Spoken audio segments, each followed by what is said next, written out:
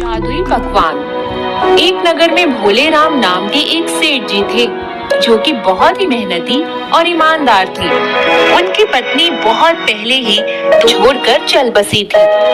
अड़ोस पड़ोस वालों ने बहुत समझाया। सेठ जी, ये जिंदगी बहुत बड़ी है, अपने लिए ना सही बच्चों के लिए दूसरी शादी कर लीजिए, कम से कम बच्चों की देखभाल ठीक से हो जाएगी।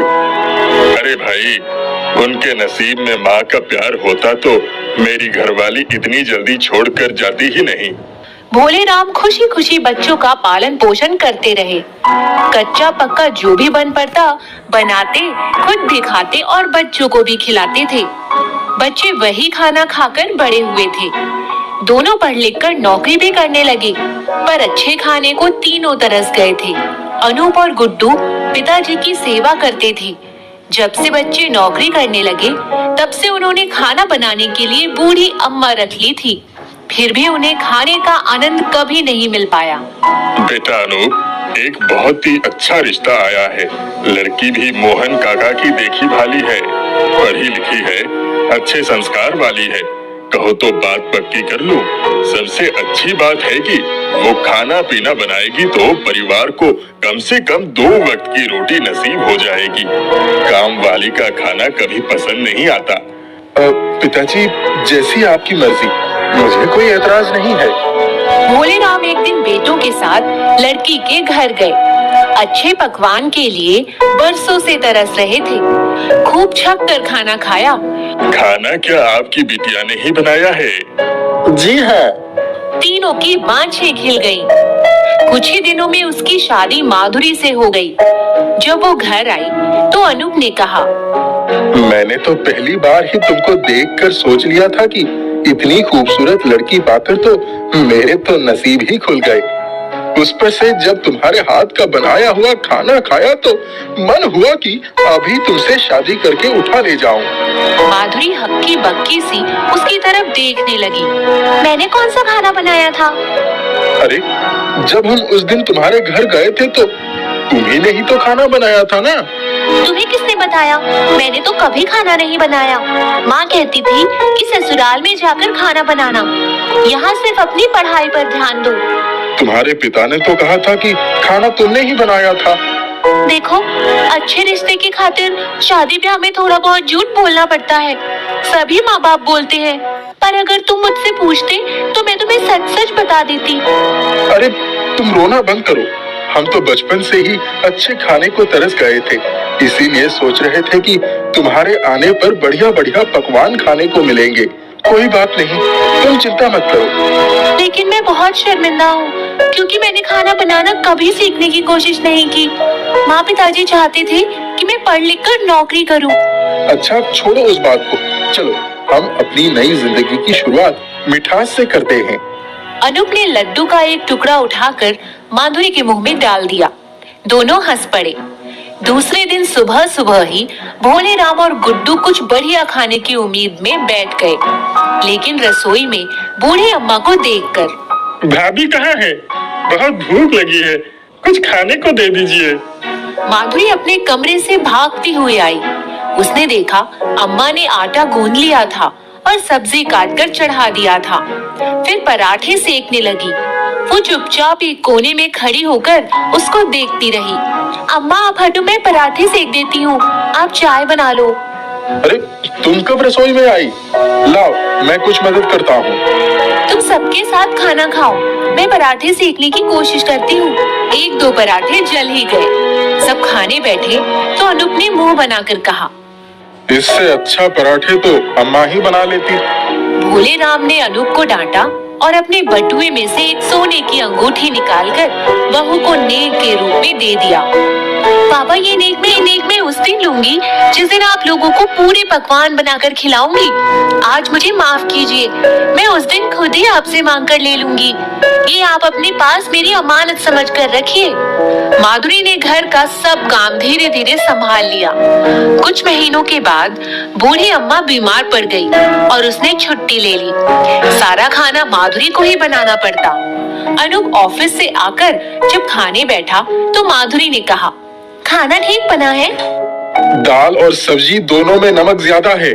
पहला कौर खाते ही उसने खाना थूक दिया और कहा, सारे दिन ऑफिस में खट कर आओ और ये रद्दी खाना खिलाकर तुम क्या उम्मीद करते हो कि मैं चुपचाप खाना खा लूं और कुछ बोलूं भी नहीं?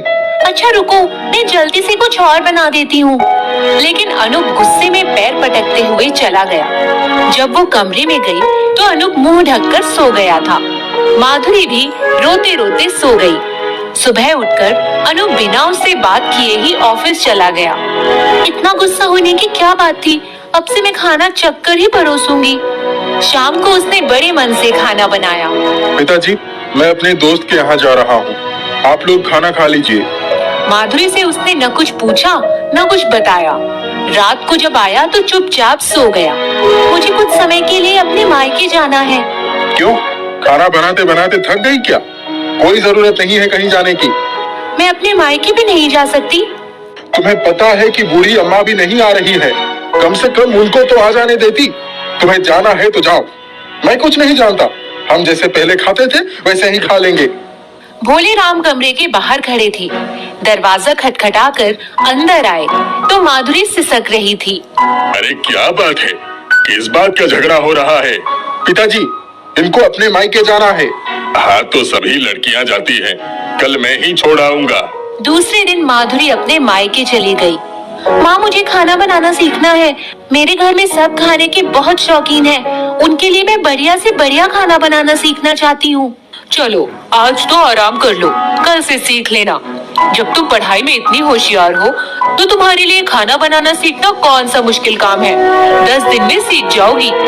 दूसरे दिन से ही माधुरी ने खाना बनाना सीखना शुरू कर दिया। धीरे धीरे उसे मायके आए हुए 1 महीने हो गए। अरे बेटा, एक दिन छुट्टी लेकर जाओ, उसे ले आओ। कब तक मायके में रहेगी? नहीं पिताजी, अभी उसे मायके से आने की जरूरत नहीं है। अभी उसे खाना बनाना सीखने दीजिए। 2 महीने बीत गए। अनूप की न कोई चिट्ठी आई न वो आया। वो खाना बनाना सीख रही थी पर उदासी मन को घेरे हुए थी। माधुरी ने सोचा इसी बहाने उसको कुछ दिन का और मौका मिल जाएगा जिससे वो अच्छे से खाना बनाना सीख लेगी। 6 महीने बीत गए। इस बीच माधुरी ने माँ से तरह तरह के व्यंजन बनाना सीख लिया था। एक दिन अनूप जब ऑफिस से आया, कल जाकर माधुरी को ले आओ।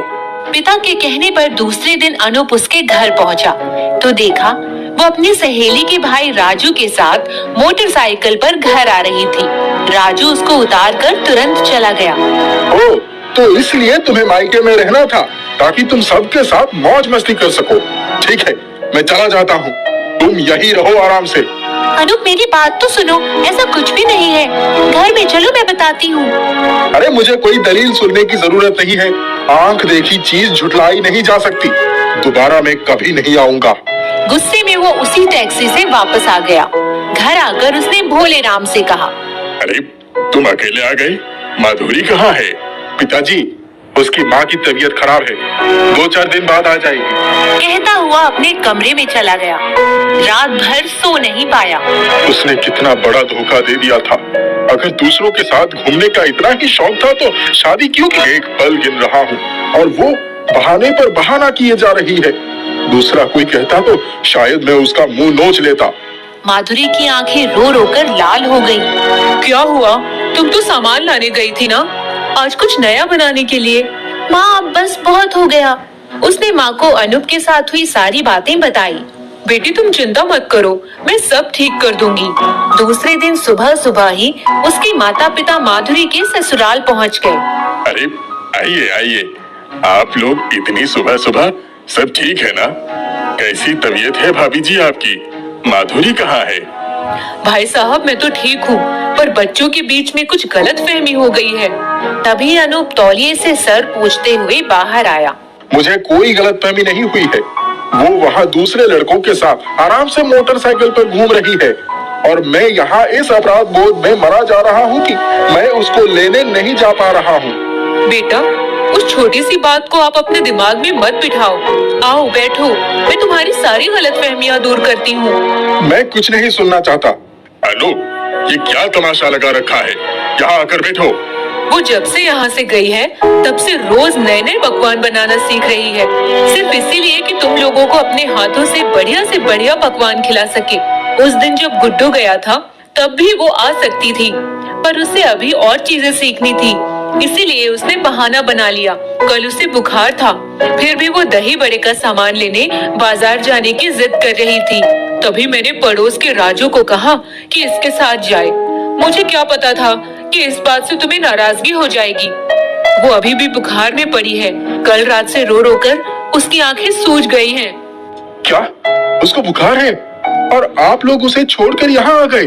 बेटा, बुखार तो 2-3 दिन में उतर जाएगा, पर तुम्हारे मन का बुखार उतरना बहुत जरूरी था, इसीलिए हमें आज ही आना पड़ा। तुम यहीं रहो, मैं ही जाकर अपनी बहू को लेकर आता हूँ। चलिए समधी जी। सब टैक्सी में बैठकर आ गए। अनूप ने उस दिन छुट्टी ले लिया। बाबा आप? हाँ बेटी, मुझे तो तुम्हारे हाथ का बढ़िया बढ़िया पकवान खाना है, जल्दी चलो। माधुरी के होठों पर मुस्कान बिखर गई। उसका बुखार भी उतर गया। जब वो अपने घर आई तो अनूप ने कहा, तुम्हारी तबीयत कैसी है? मैं बिल्कुल ठीक हूँ।